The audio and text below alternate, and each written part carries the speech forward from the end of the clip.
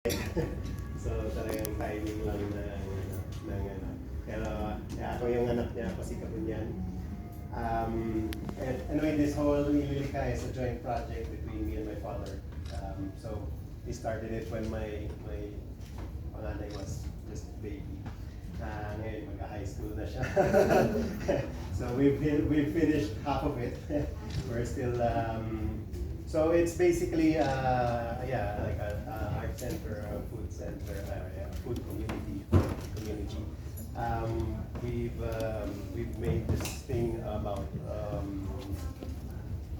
since about 15 years, and everything is growing eventually, slowly.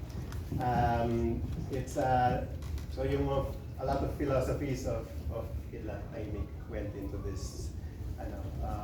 So he has this. If all of you are familiar with his sariling duende,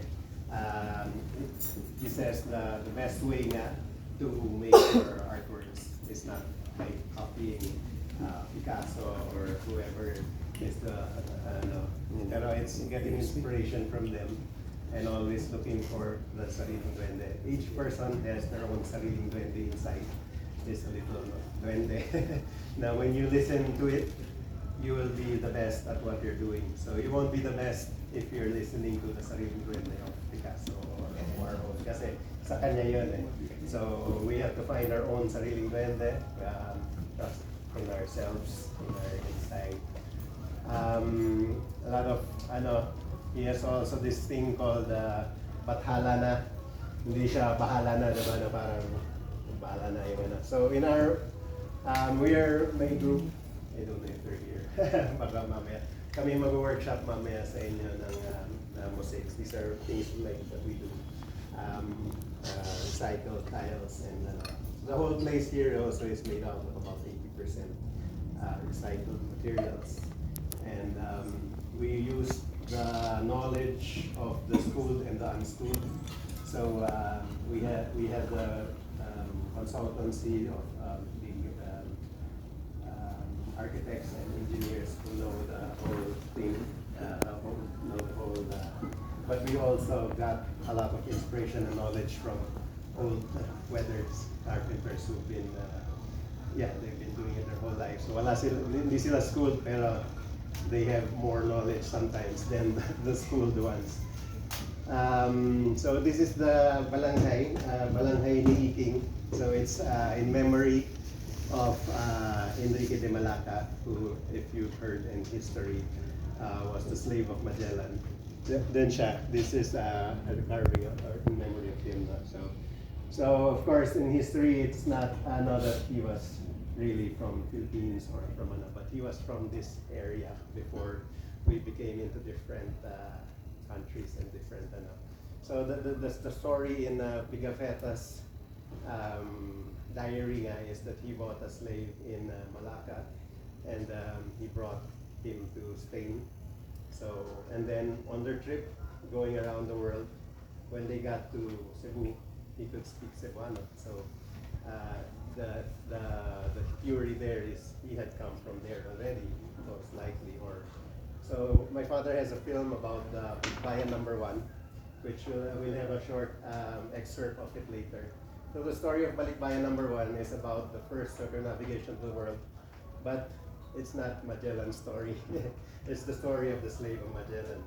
So dun sa ni tatay is he, through the help of Magellan did 99%, but he died in Cebu and was missing the last 1% from Cebu to Malacca, where he bought then he would have done the whole 100% circumnavigation. Now the slave of Magellan who speaks Cebuano was probably from Cebu or from the area, or was brought to Malacca probably by pirates or by slave traders.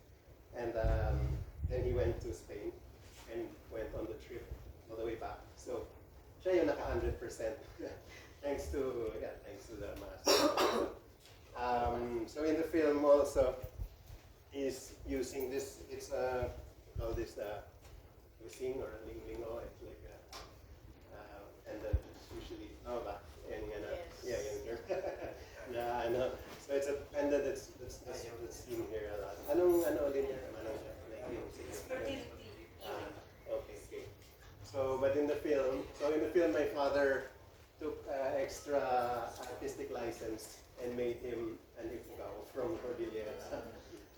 So he added a story where he was in the pier in Cordilleras, washing a blanket, and then he made a big stretcher to stretch the sun. And then gust of wind picks him up and drops him somewhere in the sea where he's picked up by pirates and eventually goes to and the rest is history.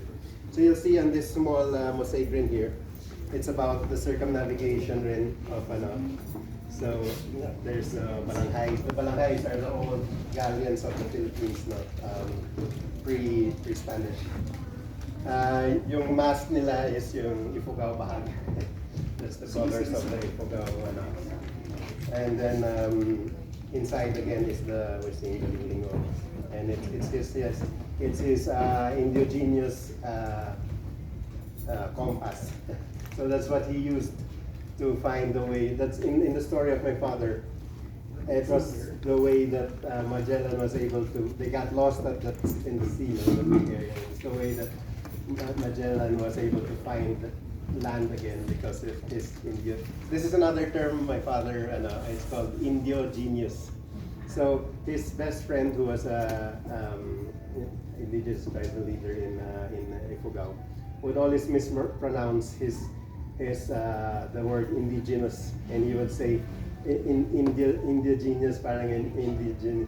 So my father said, ganda na, it's a nice, and he added the genius, Indio genius. So this is the genius of the Indios. No?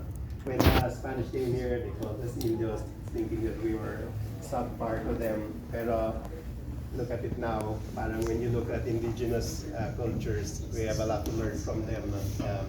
We also just came from Brazil last month, from the Sao Paulo Biennale, and it was the same thing that we had done in Ghana.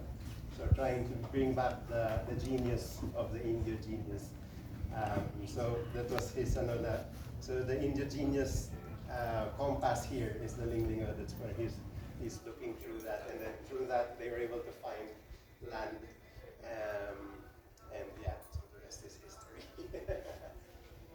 So also later, I don't know if you noticed on the entrance, there's two figures. This is a lot of, maybe you can see it again once you're going out. These are two figures that are always in Tatay's installations. It's the goddess of wind of Hollywood and the local goddess of Hollywood. Goddess of wind, sorry. So in Ifugao, they have a goddess of the wind called Inhabian. Inhabian.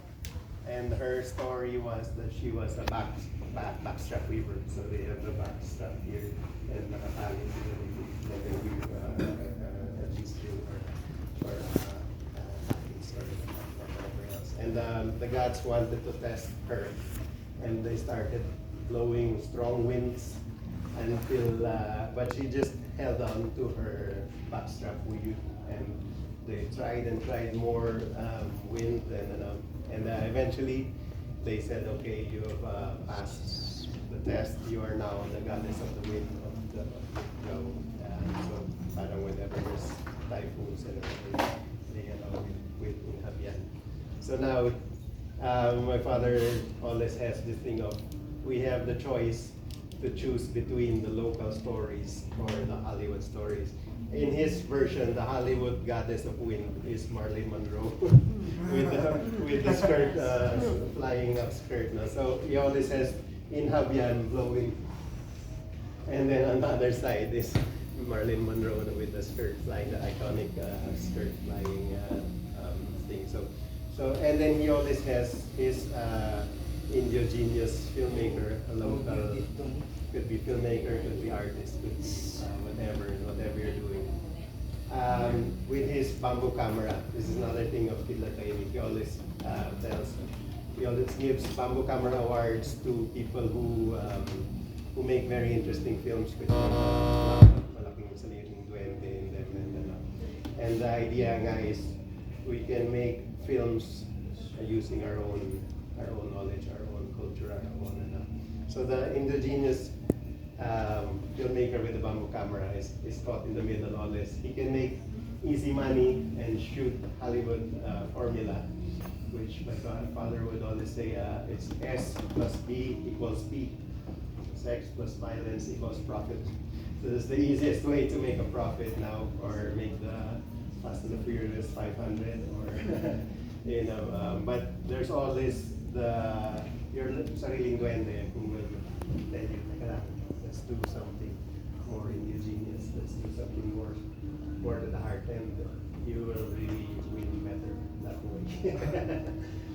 So